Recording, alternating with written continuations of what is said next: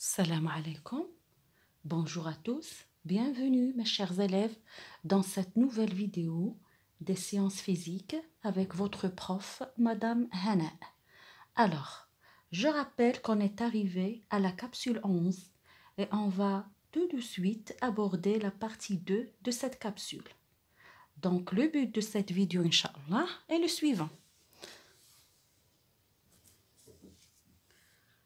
On va étudier quelques situations du cours circuit. Donc, si vous vous rappelez, dans la capsule 11, partie 1, on a vu déjà la notion du cours circuit. Donc, aujourd'hui, Inch'Allah, on va étudier quelques situations du cours circuit. Donc, on va commencer, mes chers élèves. Je vais commencer par un montage en série. Voilà le schéma du montage en série. Donc, j'ai deux lampes L1 et L2. Ils vont briller, bien sûr, parce que le circuit est fermé et il y a un courant électrique débité ou bien délivré par la pile, d'accord? Ce courant va traverser les deux lampes et les deux lampes vont fonctionner. C'est tout à fait normal. Donc, comme vous voyez là, j'ai une seule boucle. Eh bien, j'ai un montage en série. C'est clair. Donc, ce montage-là, ce schéma de ce montage, le voilà réellement. Donc, comme vous voyez là, j'ai la lampe L1, la voilà, et la lampe L2, la voilà. Donc, il suffit de fermer le circuit ici, à ce niveau-là. Comme vous voyez, les deux lampes brillent et le schéma est le suivant. Qu'est-ce qu'on va faire après? Donc, on va, Inch'Allah, court-circuiter la lampe L1 ou bien la lampe L2, tout simplement. Donc, on va court-circuiter la lampe L1, par exemple. On peut aussi court-circuiter la lampe L2. Donc, je choisis la lampe L1. Et on va prévoir ce qui va se passer. D'accord? Quand on court-circuite la lampe L1, comme vous voyez là, donc, qu'est-ce qui va se passer au niveau de l'éclat des deux lampes? Est-ce qu'ils vont éclairer toutes les deux à la fois ou bien elles vont s'éteindre ou qu'est-ce qui va se passer? Donc, on va prévoir ce qui va se passer, Inch'Allah, d'accord? En se basant sur les notions qu'on a déjà vues dans la partie 1, et on va prouver ou bien vérifier ce qu'on a dit théoriquement, on va le prouver expérimentalement. D'accord? C'est ça, on va travailler comme ça. D'accord? Donc, raisonnons. On va faire un petit raisonnement. Donc, suivez avec moi, mes chers élèves. Ce courant électrique, qu'est-ce qu'il va faire? Il va sortir du générateur, il circule dans le circuit. Dans ce point-là, il a deux chemins. Donc, ou bien il va choisir ce chemin. Dans ce cas, les deux lampes vont briller parce que ces deux lampes vont être traversées par le courant. Ou bien il va choisir le deuxième chemin. Donc, il va passer par ce fil et par la lampe L2 pour revenir au générateur. Donc, il a deux choix. Qu'est-ce qu'on a dit l'autre fois? Que le courant électrique est feignant. Il n'aime pas travailler. Donc, qu'est-ce qu'il va choisir? Le chemin le plus facile. Donc, pour lui, le chemin le plus facile est celui-là. Donc, qu'est-ce qui va se passer? Il va traverser la lampe L2. Elle va être brillée. Par contre, la lampe L1, elle est toujours en bon état, mais elle ne va pas briller parce qu'elle ne sera pas traversée par un courant électrique. Donc, si je veux continuer ce schéma, je dois prendre un stylo, comme ça, et faire... Je vais continuer. Donc, qu'est-ce que j'ai dit? J'ai dit que le courant, à ce niveau-là, dans ce point-là, il va choisir ce chemin. Donc, il ne va pas traverser la lampe L1. Il va traverser ce fil. Puis après, pour revenir, il n'a pas le choix. Il est obligé de traverser la lampe L2. Donc, la lampe L2 va éclairer. C'est simple. Donc, on va prouver ça expérimentalement. D'accord? Voilà. Donc, je vais fermer le circuit d'abord, comme ça. Les deux lampes brillent. je prends un fil conducteur, voilà, et je vais court-circuiter la lampe L1. Voilà. Donc, il faut vérifier si ce qu'on a déjà dit est juste. Donc, je court-circuite. Effectivement, la lampe L1 s'éteint et la lampe L2 brille. Et comme vous voyez, l'éclat, elle est devenu plus fort. Je vais expliquer ça dans une autre vidéo, Inch'Allah. D'accord? Donc, ce qu'on a vu théoriquement est juste expérimentalement. Ça, c'est clair. Donc, je continue mon travail, mes chers élèves.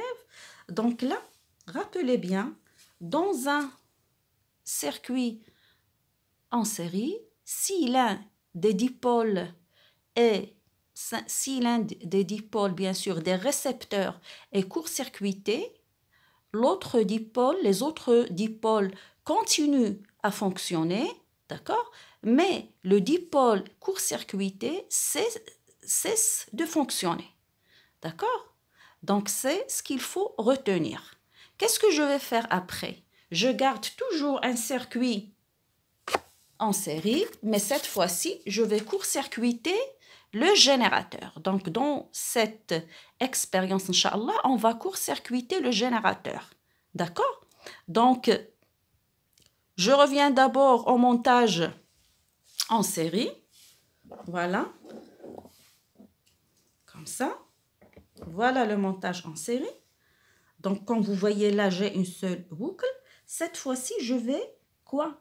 Je vais court-circuiter le générateur. C'est simple. Donc, on va essayer de quoi? Raisonner ensemble d'une façon scientifique. Qu'est-ce qui va se passer? Donc, suivez avec moi. Le courant électrique va sortir du générateur. Qu'est-ce qu'il va faire? Il va arriver là, à ce point-là. Il a deux chemins.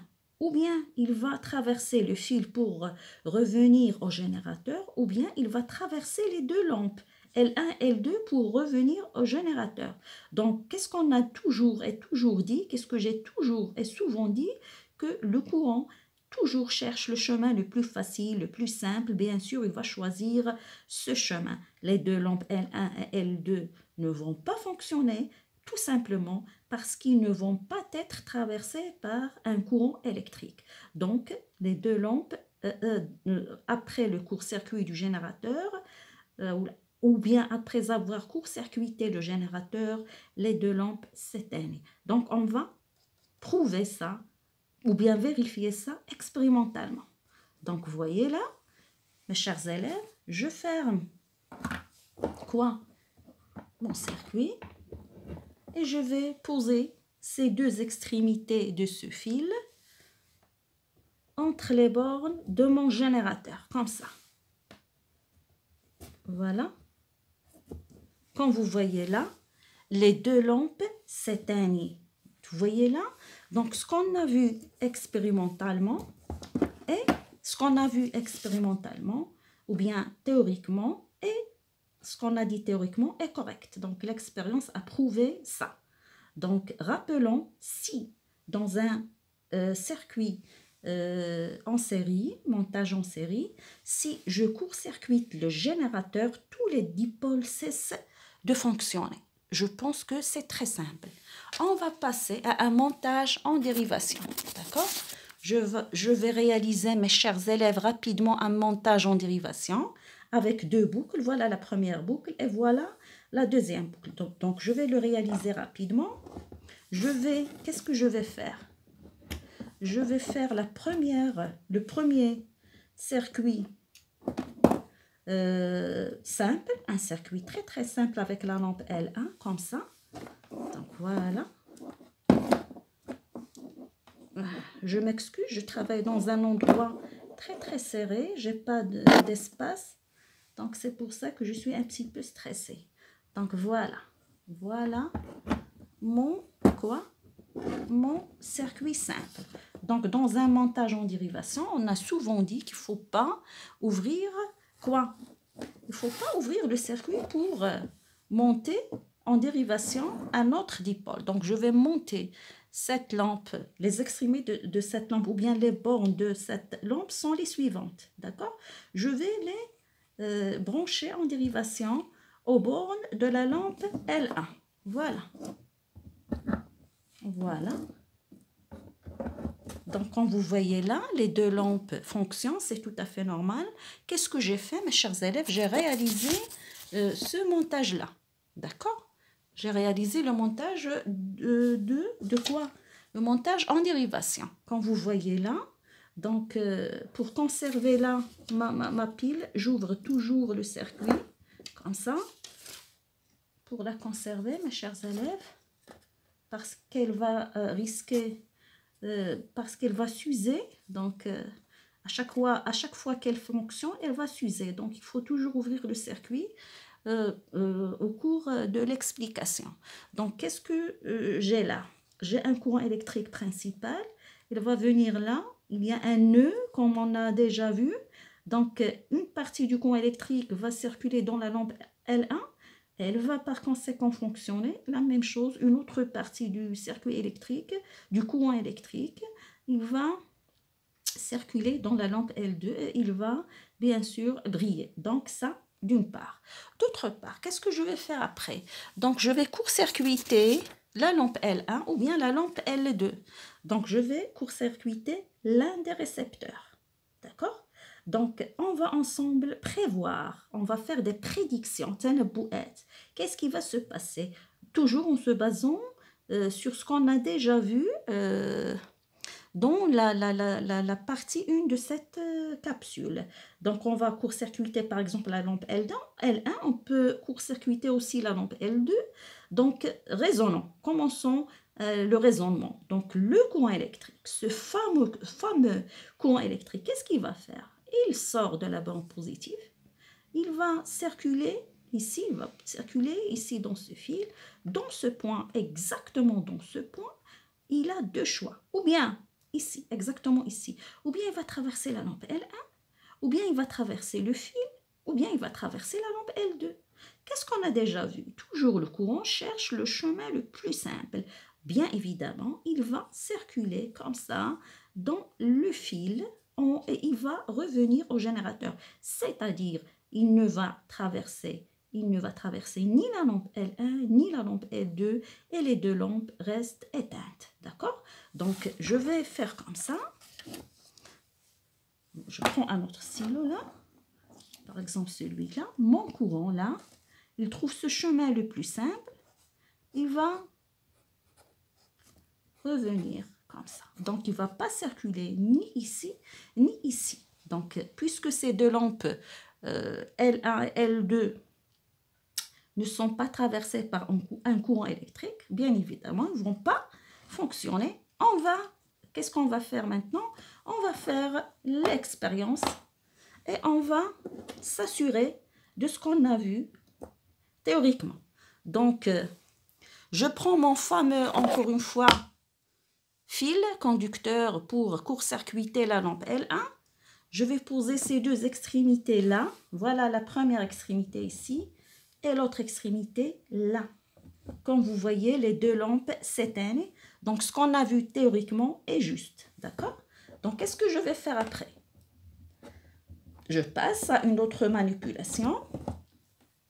D'accord? Avant de passer à l'autre manipulation, je rappelle, on a déjà vu que l'installation domestique, en général, tous les appareils, en général, je dis bien en général, tous les appareils sont montés en dérivation.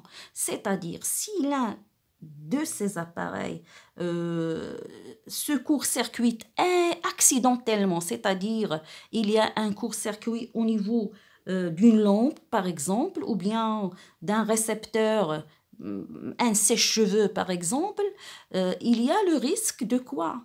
Que tous les autres récepteurs cessent de fonctionner. Donc là, je généralise. C'est ce qu'on trouve souvent, bien sûr, dans notre installation. Donc, pour généraliser, là, je vais expliquer ça prochainement, Inch'Allah. Donc, dans un circuit en dérivation, d'accord, si l'un des récepteurs se court-circuite accidentellement, par exemple, ou bien si je provoque un court-circuit, tous les autres récepteurs cessent de fonctionner, d'accord? Ça, c'est dans un montage en dérivation, d'accord? Donc, je passe à quoi? Donc, je garde toujours le montage en dérivation, mais cette fois-ci, je vais court-circuiter quoi? Le générateur. Donc, on va commencer, on va raisonner notre courant électrique. Il sort de la bande positive, comme vous voyez là. Il vient ici, à ce point-là, il va se poser la question.